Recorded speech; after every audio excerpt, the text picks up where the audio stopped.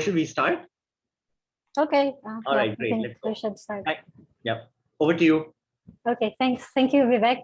So good afternoon, everyone. Welcome to the session this afternoon titled Planning ADB's Response to Country Knowledge Needs, Lessons from the Philippines and Vietnam CKP Process. We are very excited to see over 100 attendees joining us this afternoon in the midst of busy schedules because of the annual meeting. And consistent with the overall theme of the annual meeting, collaboration for resilient and green economy, we wanted to share with you this afternoon a collective effort, a true one ADB approach in building the foundation to drive ADB operations with knowledge, and how we are all taking the driver's seat and changing how we do things in order to respond to the diverse country needs of our DMC clients. The enhanced CKP process has been 2 years in the making.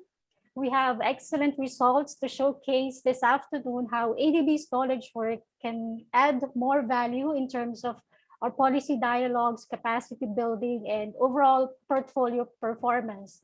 So for the agenda, we have this afternoon our esteemed colleagues who will be sharing with us how the enhanced CKP process links to our corporate initiatives such as the KMAP, how it fits in the new CPS update, and then an overview of the process itself.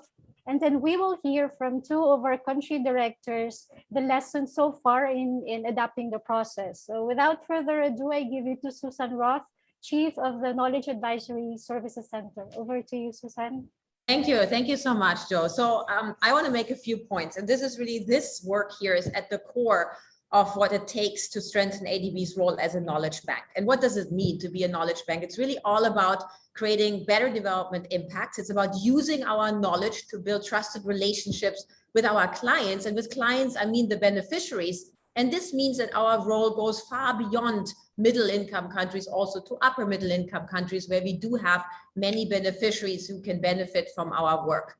So important in this work is that we don't see knowledge as something that is outside of operations. It's integral. And what we want to see in the future is that ADB leads its lending with knowledge. So it all starts with a country partnership strategy and how we use knowledge to decide with whom to engage, what we invest in, and what institutions and agencies we build, whose capacity we build. And with that, I'm handing over now to David to share a bit about the CPS and how this links with the CPS reform. Thank you. Thank you very much, Suzanne. Good afternoon, everyone, and thank you, SDCC, for inviting me to be a part of this. Very happy to join. Let me give you some background. We finished the CPS reforms review in January of this year. And as we were preparing that for the last 2 years, it took longer than I'd hoped, but anyways, one of the issues that we were really thinking about was how can we deliver more integrated solutions in the CPS? And this, of course, is in line with Strategy 2030. And so my DG, my director, we were really adamant about coming up with some integrated solutions and what we can do here. And we recognized that the country knowledge plan had a lot of limitations. We saw that it wasn't quite having the impact that we wanted with the dialogue with our DMCs, and even within ADB, we didn't have a lot of discussion around the CKP and people fitting into what was being put into the CKP. Another issue that we found was that the CKP, the content was static, right? We approved the CPS, and then 5 years later, nothing changes until we prepare a new CPS. And there was also limited follow-up. The CKP was just kind of an appendix that sat in the back of the CPS, and nobody really took the time to really follow up with what was in the content. And lastly, the list of KPS, the knowledge services and events that were in the COBP, oftentimes were not linked with the CKP itself. They were just kind of add-ons that people put together quickly when they're preparing the COBP, whatever knowledge products they could think of, even if they didn't fit with the CPS, they were just being attached to this list of the appendix in the COBP. So we knew we had to reform things with the CKP, but we didn't have a lot of ideas about how to do it. And we know that no one was happy with the CKP. The regional departments weren't happy with it. I don't think anybody was satisfied in our department or in SDCC. but there are no clear models on what to do with the country knowledge plan. Other development partners don't have a similar kind of tool, so we didn't know clearly where to go. But we did have, fortunately, some work being done by SDCC with the Philippines country office, which Kelly Bird will talk more about. But we began to look at what can be some of the solutions that we want to embed in this new country knowledge process. And so our first priority was to make sure that the CPS is more of an integrated set of solutions for our clients, not just what the sovereign lending is going to do, not just what isolated non-sovereign lending is going to do, but together, how can we bring together the knowledge, the TA, the sovereign, non-sovereign, that can help address the needs of our countries in terms of the strategic objectives of the CPS. And so we wanted to bring this kind of toolbox approach, as my DG likes to say, to our clients through the CPS and make sure that knowledge is upfront and designed with the CPS at the very start. So we began looking at how we can make a new process, making sure that the CKP is not an afterthought in the CPS like it has been up till now, where it's usually the last thing that the CPS team does. And it's kind of an afterthought. Well, what do we got to do? Well, we'll just throw something together quickly. But now we want to have it where under the design of the CPS, the CKP is designed together with the CPS so that it's an integral part of the CPS. So that knowledge is really, as Susann was saying, a major part of what we're trying to deliver to our clients. And I think we've been working closely with SDCC for the last 2 years on developing this, and you'll hear more about what we've come up with in the following speakers. But we came up with a new format, and you may have seen it already in the January paper, and we are also revising the format in the COBP, which will allow a more up-to-date and ability to change and update things under the knowledge plan with our COBP table on an annual basis. And this is also going to require more linkages to the CPS. So the new table that you'll see in the COBP coming up in the future slides will show you exactly how we're going to link closer to the CPS. So let me just turn this over now to our colleague in SDCC, Jane San Jose. Thank you. Thank you very much, David. Thank you for providing us that context where we need to take a second look at the country knowledge plan. Before we redesigned this process, we spoke to a lot of people across ADB, particularly those who are involved in preparing the CPS and the CKPs. And the common problems that we've heard from these individuals are that the issues really is about we do not know to what extent our knowledge investments are linked to expanding or building our lending portfolio. We are not very good at influencing critical reforms in our DMC clients. There is much to be desired really in using knowledge strategically to build trusted relationships with the government. It's very difficult for us to ascertain how our knowledge help resolve issues in our developing member countries. And so the solution that we really are looking at is really put in a structure, a systematic process to provide knowledge support for our clients. And the way we do this really is to focus on having an in-depth analysis of the knowledge that we offer, understanding our clients' needs, because we want to link our solutions and our knowledge better to what is needed in the countries. We also want them to have a very good understanding of think big picture knowledge outcomes. We're not here to count the number of products and services that we are offering to the country. It's not about the next event that you're scheduling or the technical study or working paper, but really, how does this fit into the overall knowledge outcomes of the DMC? The whole idea really also is to look at not the formats, but the purpose of the knowledge. Are we delivering knowledge results in terms of increasing awareness and evidence information to help policymakers make well-informed decisions? Are we delivering knowledge that helps improve program or project delivery or help build capacities in our DMCs? A more important thing to look at in terms of these key steps of formulating the CKP is the prioritization and how do we strategize the knowledge support that we provide. The message here really is to look at a certain number of criteria. We need to be selective to ensure that we are giving value addition to our DMCs. Is this an area where ADB is strongest at? Is this where we have comparative advantage? Does this link to our lending portfolio? Does it also link to the government's priorities?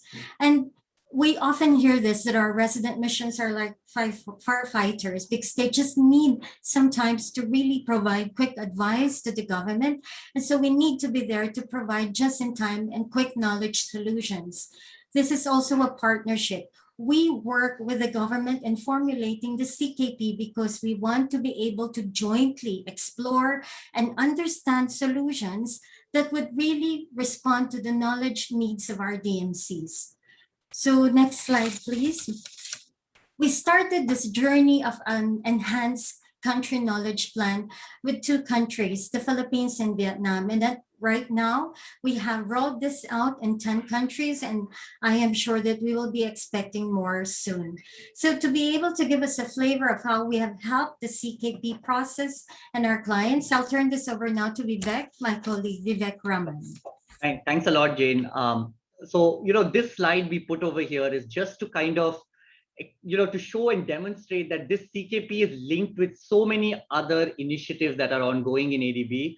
And, we are not just saying this as a trope or something that is so commonly used that everything is linked to Strategy 2030. But in order for ADB's vision to say that we are truly going to be a knowledge solutions provider, this initiative, while as difficult as it may be, and we really do congratulate Philippines and Vietnam for taking this challenge head on, is to say, how do we really make that walk, right? Those difficult steps to become a knowledge solutions provider.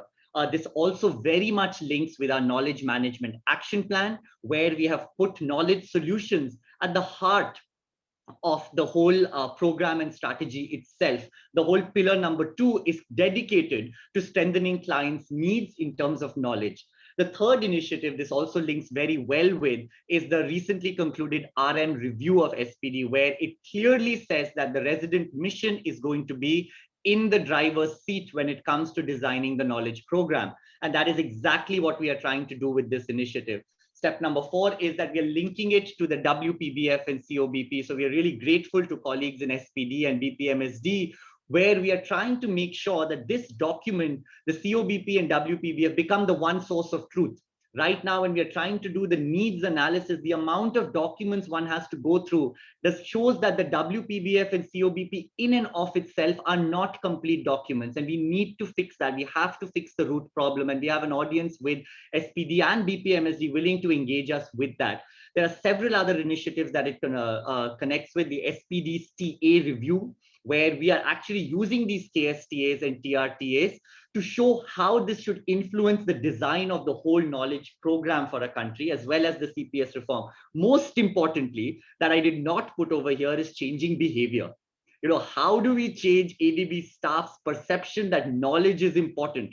And we have 10 countries which are willing to do that with us. And there have been many, many customizations. It's been less than a perfect process, as Kelly will, I'm sure, attest to, and so will Andrew. But somehow having that patience and persistence is what is required when you're trying to make an oil tanker such as ourselves try to change direction. What I'll do in the next couple of slides is just show you a sample of the findings, and Kelly and Andrew will talk a little bit more. We wanted to show you what the Philippines needs analysis looked like. Right, so here we found in step number 1 is that most of the TAs are well aligned with the pillar. We were able to bifurcate the TA support by pillar and see which TA gets more support, and is that by design and by intention. Step number 2, we were able to identify which sectors are getting the maximum amount of support and where do we need to focus a little bit more. When we did this with the Philippines, COVID was at its peak in March. It was new, so we were already talking about do we need to refocus our TA support, and we had already got new TAs coming up in health. Step number 3 was around the COVID lens that we called it for the Philippines, because the government had a clear agenda. So we were looking at how does this work with our program work with the government's priorities of the COVID. Vietnam had a different, interesting approach as well. They had a slightly different perspective, and this slide is actually designed by them. We just added the colors. Sorry, Andrew. What we did here is to see how does ADB support? Because Vietnam undertook a detailed survey with all the government agencies on the knowledge support. So what we have on the left-hand side is what is ADB's current support, and which knowledge track is it following? Is it under capacity building? Is it under program project delivery? Is it under awareness raising? And what is the government asking?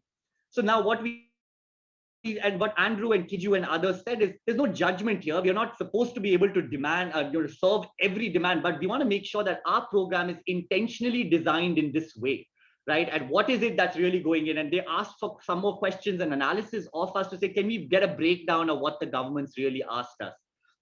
The other slide here is another example of how Vietnam used that needs analysis to show a traffic light approach. The green are the ministries. Don't worry about the acronyms. Andrew will, I'm sure, explain some of them. Green are the ones that are receiving knowledge support and is in a healthy state. Yellow kind of shows the agencies that require more attention when it comes to their alignment with the CPS pillars. And the red are those that really need to be, get a renewed focus again. So the idea here was this analysis was used by the team to design their knowledge program. And one of the things that came out was that digitalization was something that was not getting too much attention, and that was able, they were able to say, okay, what do we need to do on that pillar, for example? So on this, I'll stop and hand it to Joe, because Joe gets the bulk of taking the presentation home. Thank you, Vivek. Yeah, Vivek tasked me to do this 1 hour before the presentation. So thanks, Vivek.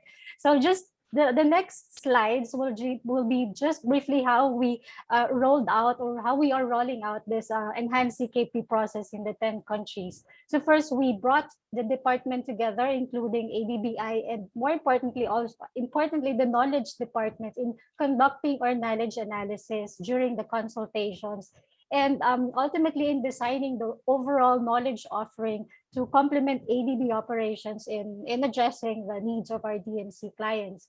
And then during the consultations, we also brought in all government agencies for cross-agency dialogue on knowledge. So other government agency also get to hear what the others are requesting from ADB, because probably there's some joint requests that we can address that.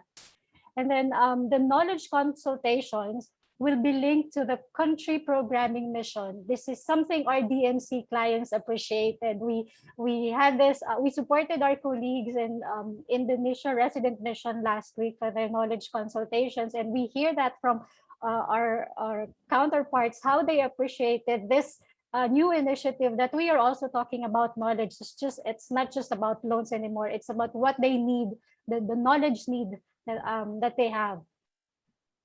Next one is in designing the knowledge support, we are now talking about knowledge outcomes. As mentioned by David and Jane earlier, it's no longer about counting the publications or the events that we have. Now we are talking about knowledge outcomes and how these knowledge outcomes will be supporting our CPS pillars.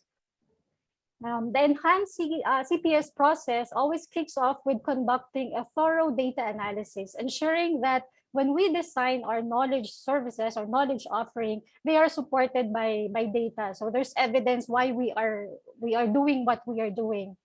And most importantly, of course, is empowering our RMs to drive ADB's knowledge offering, and at the same time, also for them to elevate our status as the trusted knowledge partner for our DMC clients. For the next slide, so we are now preparing for scale up. Thanks to David, we will now be able to launch this in June alongside the CPS update. So we have CPS templates ready for the COBP. There'll be process manuals, CKP portals, some communication materials, and of course, detailed staff instructions to help our country teams in their work. Finally, before we move to the discussion, we just wanted to share with you our next step. So as mentioned by Vivek earlier, there's an ongoing discussion with BPMSD and SPD on how the CKP process can be better aligned with the WPBF and the COBP process. And taking from the experience that we have with the 10 countries so far, and with the data analysis that we've conducted, we have the experience already to improve the next CPS exercises. The process will be further strengthened, of course, to influence strategic planning of our CPSs. And then we will continue our collective efforts for our clients to influence DMC perception of ADB as knowledge solutions providers, our brand, ADB branding. And then finally, Vivek mentioned briefly about this. We need patience in doing this. This entails a lot of change management, change behavior, and it takes time. It's imperfect, but with our collective efforts, we can of course improve this and make this new process work for us. So we will now move on to the discussion. May I now call up, hold on. Kelly, right, Joe? Let's start with Kelly. Yeah, let's start with Kelly. My screen just froze now. So Vivek, can you please help? Yeah, sure. Yeah. So with that, we'd like to just start the discussion where we've got experiences from Kelly from Philippines, Andrew from Vietnam, and David, who will also talk a little bit about the SPD perspective and also his time as an RD. So Kelly, we wanted to just ask you the first question. And we've got your slides coming up over here. Kelly, just tell us a little bit while you describe the 2-3 slides you have, is also why you decided to do this for the Philippines and why you decided to humor us 2 years ago when we said, hey, listen, we've got this idea. Okay, thanks, Vivek. Okay, so before we sort of touch on the slide, so the kind of the motivation for why we wanted to do a country knowledge program, this started, I think it was about 2 to 3 years ago. We had discussions with the Department of Finance, also the National Economic Development Authority, and some of our implementing agencies.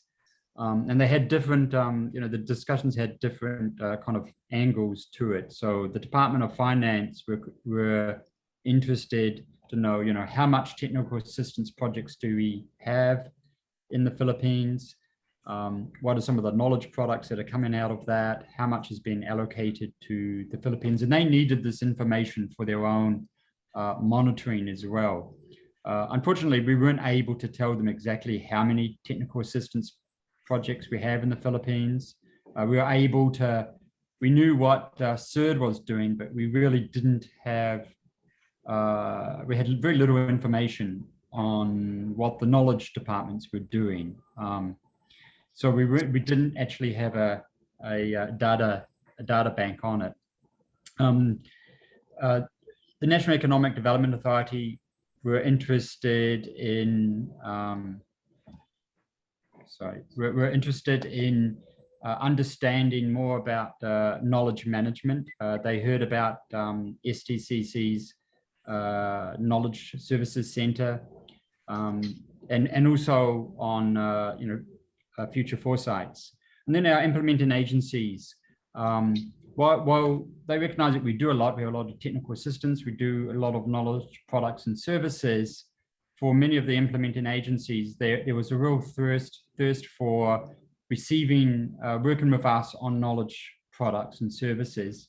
But the feedback from them was, it was never really demand driven, right? They were kind of told, particularly with RETAs, this is a RETA that we're doing, and this is the kind of capacity development or whatever we'll be providing. So there wasn't really a two-way, not often a two-way discussion. They also recognize, of course, that we're also here to develop a pool of knowledge. So part of their feedback was it wasn't always demand driven. Reports would be provided and it may be put on the shelf, and therefore it may not have contributed to a change in policy or institutional reform. And so they felt that there was we could improve on those opportunities. So that was kind of the motivation. So we went and talked with SDCC and said we wanted to do more on the country knowledge program. So what we started was thinking about, okay, how do we shape this within our country partnership strategy? And there on the slides we have our 3 main pillars, and we have sub-pillars as well. And in that we've got infrastructure, we have promoting local economic development and investing in people. And what we've done in the last 3 years is we've built up a very large lending program with the Philippines. So, on average, our loans were something like $800 million a year from 2011 to 2017. Now we're on average lending about 3 billion. So that's annually. So that's we've increased it fourfold. So there was also an increase in knowledge to come along with that lending program. So we have our country partnership strategy. We have these 3 pillars, and we've identified sort of sub-pillars where we're able to attach knowledge to. If I turn to the next slide. Yeah. So the way we started was, we started, back 2 years ago, and our first point in this journey was working with SDCC. So it was Vivek, Susann, and previously Gambia and Joe and Mary and the whole team. We touched base with NADA, and so we met with at the time Secretary Pernia and introduced to them what ADB was doing in terms of knowledge management and the ideas about knowledge programs, future foresights, etc. And that got a lot of interest from the secretary. And at the time, they were thinking of establishing a knowledge management unit. So SDCC then provided technical assistance to NADA and developed a kind of a knowledge strategy with them and provided support in setting up that knowledge management unit. So we worked with NADA to kind of set up those foundations for knowledge management. And then after, and of course, we signed last year an MOU with Secretary Chua, the successor of Secretary Pernia, and that was for a knowledge, developing a knowledge program and strategy, particularly with NADA and capacity development, and also developing a knowledge program with the whole of government. So that MOU was signed by the Secretary and at the time DG Ruchong. We then moved into reaching out to the whole of government. And we did this in kind of in 2 streams. First of all, we met with them last year to brief them on what is our solution to their feedback that we received on how ADB delivers and collaborates on knowledge. So we met with them and said, okay, this is part of the solution, is to have this whole government knowledge program. So we briefed them on and got feedback from the government on the approach. In fact, we met with, I think it was something like 40 different government departments and agencies, over 200 government officials. And we divided it into those 6 sub-pillars. After we got all that feedback, we then had in parallel, the team, and it was the PHCO team and SDCC collaborating together, then met with, so we met with all our sector divisions to explain the approach. And we also met with the knowledge departments to explain the approach. Our experience was, of course, it was, we had to spend much more time with the knowledge departments to get them to understand, what the government was requesting, the feedback from government, and why this was one possible solution to that. And so that took, I think, Christina and Vivek and all the others spent quite a lot of time with those knowledge departments, SDCC, ERCD, to talk about this country knowledge program and to ensure that it was kind of we were able to take a one ADB approach to that. So then so having brought most people on board, we then had our mission proper in February, and we broke it up into those 3 pillars. And actually, if you turn to the next slide, if you can. Sorry, go up one, sorry. Yeah. There's a lag, Kelly, sorry. Yeah, no, that's okay. So we had a mission proper in February that went over, I think it was 2 weeks. It was quite intensive. It was like, 1 day for each entire pillar. And again, we ADB staff from CERD, from the knowledge departments, SDCC, ERCD, I think PPP also joined. We also invited PSOD and also OGC. So joined in those consultations, and ADB would present what TAs we're doing and what kind of knowledge products we're doing. So it was kind of like the supply side. And then the government would talk about what they would want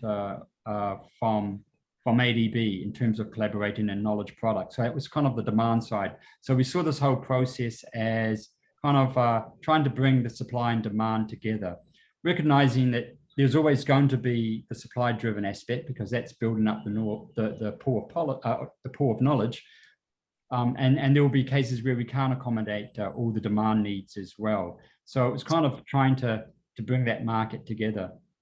So again, we had over 40 government agencies. And that was over 200. I think it was over probably 300 or 400 participants in this mission. And so now the teams have been putting together, and I think all the other departments have been putting together, submitting what their technical assistance projects are, what are some of the activities, what are some of the knowledge products. And so we're now in the process of kind of consolidating that as part of the knowledge program, and then that'll be shared with the government. We got a lot of good feedback from the government, and clearly there were some government departments that were very well organized and were very much dedicated and committed to collaborating with ADB on a kind of demand-driven process. Others were getting needed a bit more time to think about their own knowledge needs. And just give you a couple of examples, the Department of Transportation presented a fantastic program of their own that they developed for the purpose of the mission. They're also setting up their own knowledge management unit, and they had quite a large proposed program for knowledge. ADB won't be able to match all of it. So, one of the suggestions from the Department of Transportation is that ADB could use its convening powers to bring other development partners into this knowledge process, which is what we will do. Department of Labor and Employment is another agency that was well organized, and they have the Institute of Labor Studies, which focuses on research. And so they also presented some very good areas that they wanted to collaborate with ADB in terms of developing knowledge products and services. And the idea is to be able to, we're in that process of prioritizing all that now, but we want to kind of divide knowledge into 3 or 4 different strands. One is those knowledge products where we can get a lot of ADB visibility and it can lead to change, whether it's policy or institutional. We also recognize a lot of the knowledge products will be in terms of capacity development and services or on-demand assistance. So we're kind of looking at those 3 different strands. What we're doing now is, as I mentioned, we're consolidating all that into the different tables under those sub-pillars. We'll share that again with government to get their concurrence on this knowledge program. And then we'll format it into a document which would be attached to our next CLBP, which will start country program and mission in June. And the idea is that in that document, we'll identify the knowledge product or service, the particular funding, whether it's TA or it's staff consultant work or own staff resources. It'll have the government agency that will champion that or collaborate with that, but it would also have, a proposed delivery date. And the idea is that we've got this document where each of us can monitor progress, and then be able to, to have a more structured way of collaborating.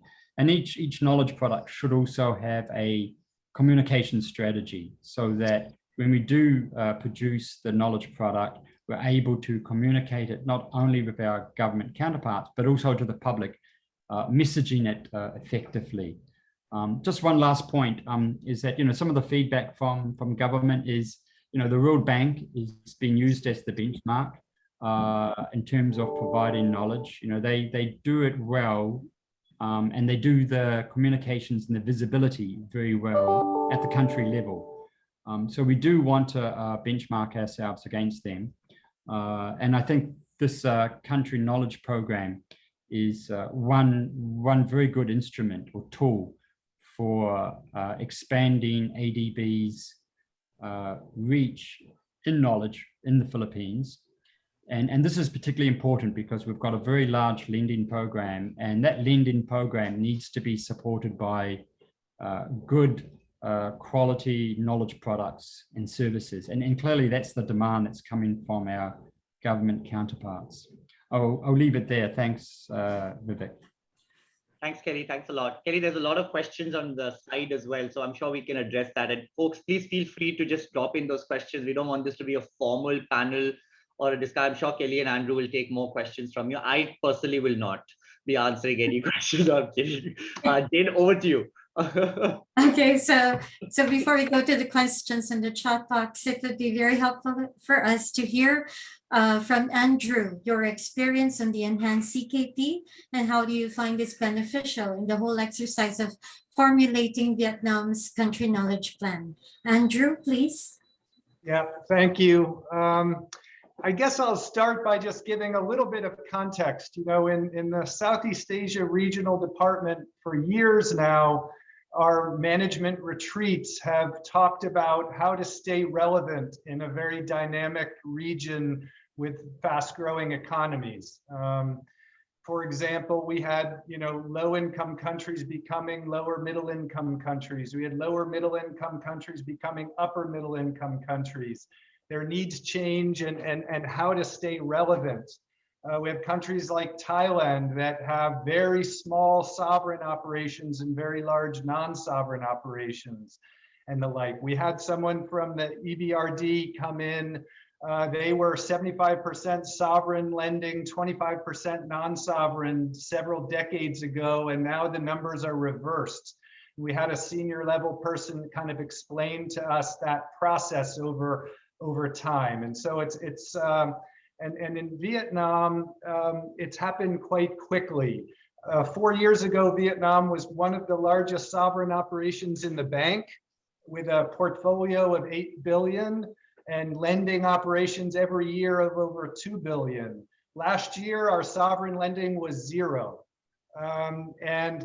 Our non-sovereign operations are increasing very rapidly. We'll have about 6 transactions this year, and we have a dedicated team in the resident mission of CERD staff that support non-sovereign operations in a number of ways. And I guess just explaining that is that this staying relevant knowledge is a very critical part of it. Now, I don't want to sound, a big alarm that sovereign operations are dead. There's reasons why it was 0 last year, and it's actually growing again. But it'll go to a level not even half of what it used to be, and probably stay at that level. Meanwhile, non-sovereign is increasing very fast. But the demand for knowledge is huge, and it's a symbiotic relationship. If we're not relevant and delivering knowledge, we're not the go-to bank for the loans. And then the knowledge is more and more being integrated into the loan projects. So the stakes are quite high here for being relevant in knowledge. And that's why this new knowledge approach we kind of embraced it. And I want to thank Tommy Sarkioha and Wenty Hoan Lan, who kind of spearheaded all that work in Vietnam. And of course, sought a lot of help and support from Vivek and his team. And as Vivek mentioned, that included very detailed discussions with multiple government ministries on their knowledge needs, and also soliciting information from across ADB on what was being done in Vietnam. Of course, we know what the Southeast Asia Regional Department is doing in Vietnam. TAs managed by our sector divisions and but here in our resident mission. But quite frankly, we often know very little about what's going on here in terms of REDAs being done in other departments that may have Vietnam as a component.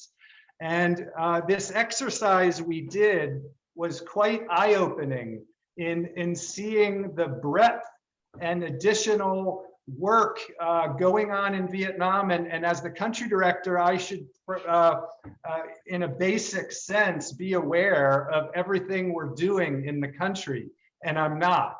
And neither is any other country director. We have about 40 ongoing REDAs from around the bank. And sometimes the first time we hear of them is when we get a request for a no objection letter from part of ADB because they, want to include Vietnam as, with a multitude of other countries to do some specific work. And, no objection letters don't come easy here in Vietnam. The government is very careful and cautious on what knowledge work is done, and has there been missions and discussions and aid memoirs and express demand for that knowledge? B, is there an identified counterpart agency to manage this TA work on the government side? And if the answer to those is no, then we have a lot of work to do if we're going to have a chance at getting that no objection. So I guess all this boils down to this knowledge plan and better coordination amongst ADB. I remember, let me scroll up. The first question in the box was about government wants knowledge.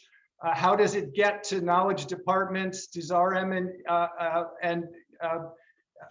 does this become known to the knowledge departments? Well, my experience is the knowledge departments have their agendas and do a lot of great knowledge, but quite frankly, it's not matched with the needs of our country, or there might be work that is fantastically matched and we're actually not even aware of it.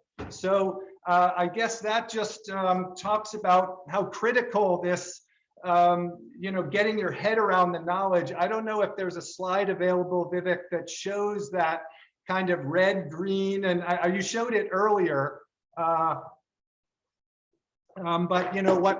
what was done is we got the needs from within the country, and then it was actually a lot of extensive work to get the detail from around ADB and kind of see where we matched up with what's going on, what we're providing versus what was asked.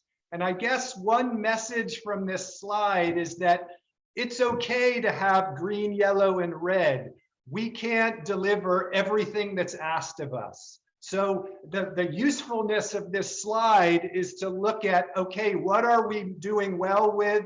What are we falling short? And what are we just missing? And quite frankly, some of the things we're missing, maybe we should be missing because we just can't do it all. So, and if you look at this slide, one of our most important counterparts is MPI, Ministry of Planning and Investment. They're our counterpart, our whole lending program, sovereign operations, and helping SOEs and the like open up to non-sovereign financing is led by them. So obviously keeping them happy is one of our key priorities. And if you notice, MPI shows up in both the green, the yellow, and the red section. So, are we, we can't deliver everything they ask, but it's just a very useful tool to see where we are. And again, I think, the message here is not that if there's red, that's bad. I don't think in any country it would probably cost us $80 million a year to be green and everything, and we don't have that kind of resources. So, and another interesting thing about getting our heads around the knowledge better is that, TA money is becoming scarcer. And there's talk about only the low income countries getting TASF resources, which if you ask me is frightening, because it's a key to staying relevant in growing and countries is knowledge. And so if you take that away, our relevance is going to drop considerably. So we've actually reached out to embassies and the like seeking TA funds. In fact, right as we speak, Don Lambert, one of a principal staff here in VRM who leads our kind of enabling work for the private sector, is at the Australian Embassy presenting to solidify some TA money from them. And so sometimes we have meetings and they ask what we're doing in certain areas. And if we can readily say we're doing this, that, and this, you know, that is part of the process of them saying, ooh, okay, we can work with ADB more. Maybe we can steer some funds to ADB to do more in that area. So that's like another critical reason why just getting your head around all of the different knowledge that's going on is quite important. So I guess I'll stop there. I guess lastly, country partnership strategy. We're actually in the process of doing one for Vietnam. And so this knowledge plan work we're doing is kind of closely integrated with that. And this is going to be a very, very different country partnership strategy, particularly given Vietnam's level of development is a little bit lower, given this transition of a much less sovereign operations and a much greater non-sovereign operations, and how to integrate all of ADB to accommodate that. That's going to be part of the CPS. And again, the knowledge is a part of that. So I'll stop there. And I don't know, Vivek, should we answer some questions? Sure. You know, I wanted to just give the floor to David to a little bit about, you know, David, the SPD perspective of, you know, how come this was when we had nothing to show you when we started, or when you were convinced that this is the way to go. Philippines was just about starting and we were refining. So and also your experience from having developed a CPS in your past role, how does this differ? And then I'll ask a question to all three of you, is your challenges and lessons learned. Then we can have a bit of a chat with all the questions that have come in. Okay, thanks, Vivek. I'll be very brief here. As I mentioned earlier, you know, it was really one of these things where in SPD, we were really looking at how we can really change this up and make this knowledge more of an integral part of the CPS. And, you know, having been a CPS team leader and co-team leader in the past, you know, is one of these things that in talking with other team leaders as well, you know, we tend not to do a lot of engagement at the time with the government on knowledge needs, nothing to the extent that's being discussed here by Kelly and Andrew. You know, is maybe some short discussions on, you know, well, what do you need? What can we give you? And, you know, then that was it. It wasn't much of a process. It was like a one-off consultation. And we really wanted to change that and make this, I think the emphasis that we're putting on with you as well is that this is a process. This is not a one-time, one-off kind of meeting that we discuss knowledge one time and that's it. It's really more about the process of engaging, reiterating that process. And it's not so much about the template and things like that, but it's more about this, you know, how do we work with the government and even outside of government as well for providing knowledge needs. So let me just stop there so we get time to bring some questions in. Thanks a lot, David. And also, as Andrew was mentioning, and even Kelly, that there's no judgment in the data analysis. We are hoping that the analysis that was provided helps you answer those questions so that the knowledge program is designed in an intentional way. There is no need for you to try to cater to everything. So should we, with that, take a few questions here? Jane, do you want to help me with the first question? I think Andrew answered the first one. Yeah. Yeah, he answered the first question. This question from Rana is on demand. They may also be things that are good to do and for which there may not be initial enthusiasm, but subsequently key stakeholders find useful. Now, we do these knowledge consultations, but not with several countries. So what do we do with those for which we do not hold the consultations? I don't think it's meant for the panel. I think it's meant for our team, Vivek. Yeah, sure. So Jane, do you want to Do you want to start with that? No, and Rana, you're absolutely right. And in fact, it was thanks to one of your participation that we also changed that tune. We absolutely feel there is room for supply-based knowledge as well. Yeah. But what we are trying to say is to make sure that it fits into the larger program that Philippines or a Vietnam has designed, or a conversation. Very often, more often we are finding in knowledge management, it's about enabling the process. And what we have learned in the discussion with Vietnam and Kelly, and now with Mongolia, it's not the final 4 pages of the CKP, but to make sure that you're conversing with the RM, making sure that there is a conversation with the government there as well. There is no right or wrong answer here, and we are nobody to say that, oh, your program is not going to be accepted. However, to facilitate a process that is being discussed is what's more useful. And maybe Andrew and Kelly, you could talk, and I think Andrew, you already mentioned a little bit about the whole process of making sure the knowledge department work is feeding into your larger strategy. If there's some reflection you had, that would be great to bring in here.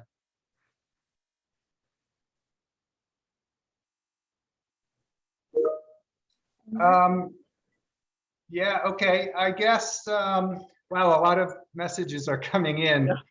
Regarding that, yeah, and one of the first questions, you know, part of this knowledge plan, I think the usefulness of it is then it serves as a way we can share it with the ERCD, SDC, and have a better dialogue around it. Show the green, yellow, red areas and where we want to improve and get their feedback and all.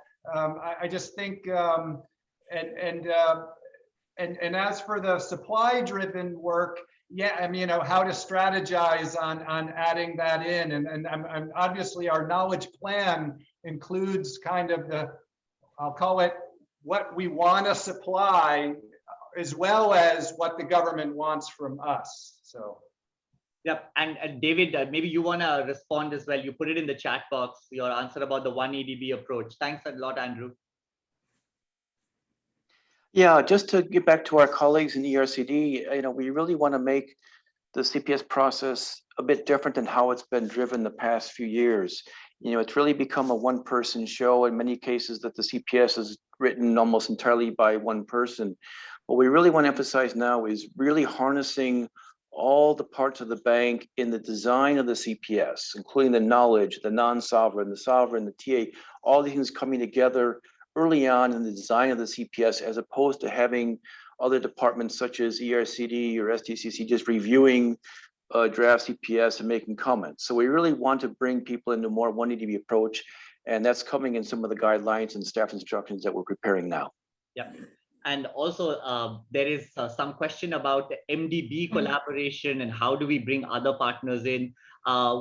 SDCC has currently not been able to convince our CDs. I'm hoping to nudge Kelly and Andrew a little bit more. At the end of the day, we are sitting on this rich data of so much government demand. And we have been able to pick off around 100 out of the 300, for example, in Vietnam.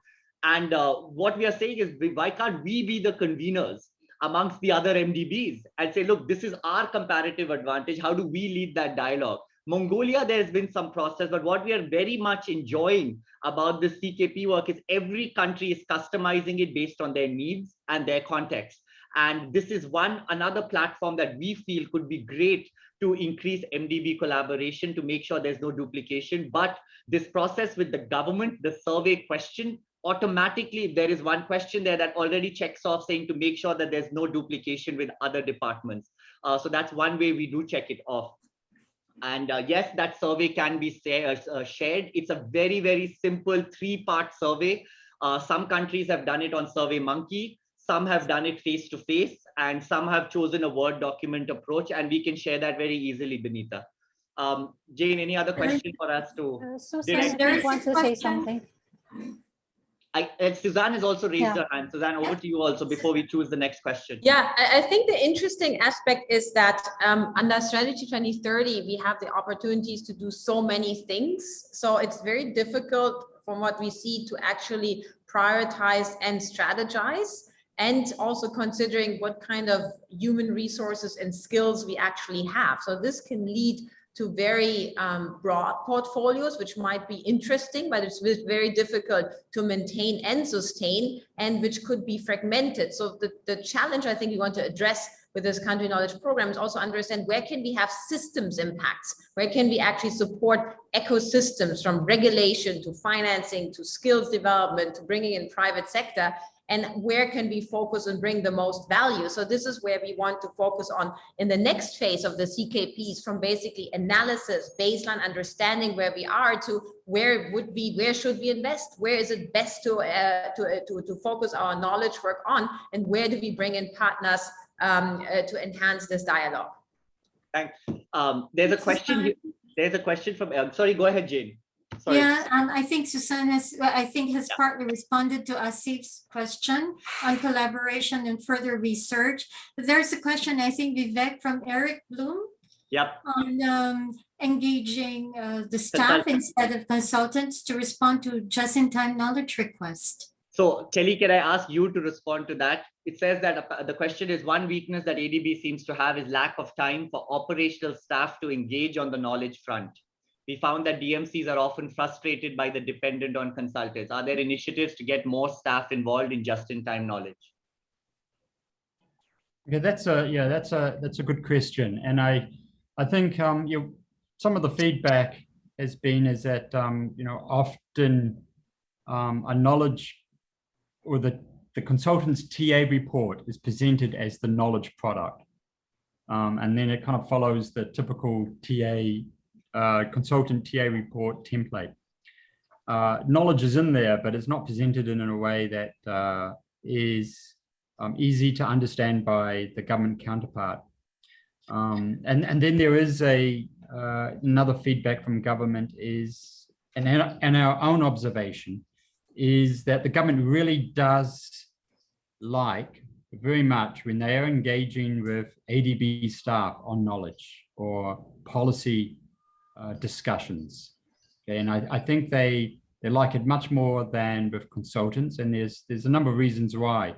The consultant might only be short term and then they will leave, and they always want to have someone that they can refer to and have a knowledge discussion or a policy discussion. So there is a big demand, say here in the Philippines, for engaging with ADB staff, and we've got some good examples of that, and just say for Rana's shop, we've collaborated on a number of initiatives where we were able to link the team up with the government, and they were able to, and it was really ADB staff and government engagement, and I think that was very productive, and we see other examples of that as well, and I think that that helps a lot. So the question is how can ADB staff do it? Well, I think our observation is that when you are preparing a program or a project, you do have your technical advisors. It's about being able to guide that kind of that work and producing it and communicating it to government in a way that you can actually be more responsive in knowledge. So I think mission leaders can do it, and the teams can do it. So if you've got a team, you could designate one of the team members to be kind of that person that's going to lead some of the knowledge work that comes out of that TA project or that lending program or project.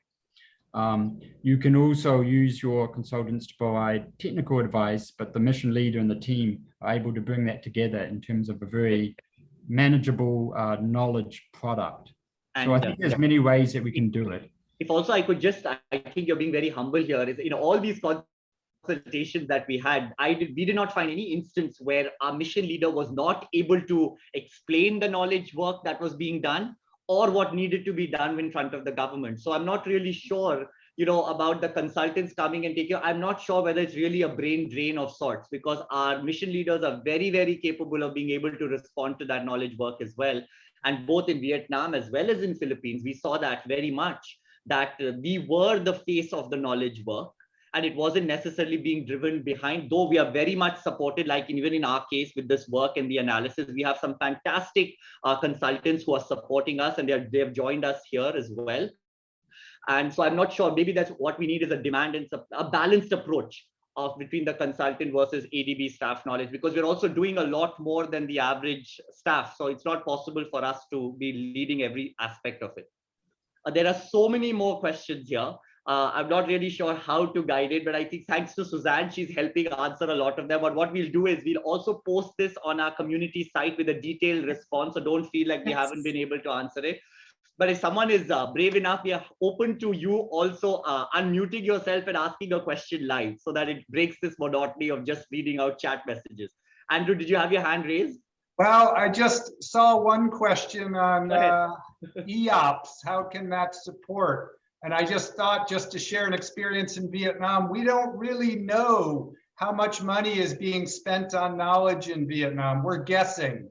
For example, we know there's a RETA, and let's say Vietnam is one of 9 other countries. What the data we have is just taking 1/10 of that TA amount and assuming that's the amount spent in Vietnam.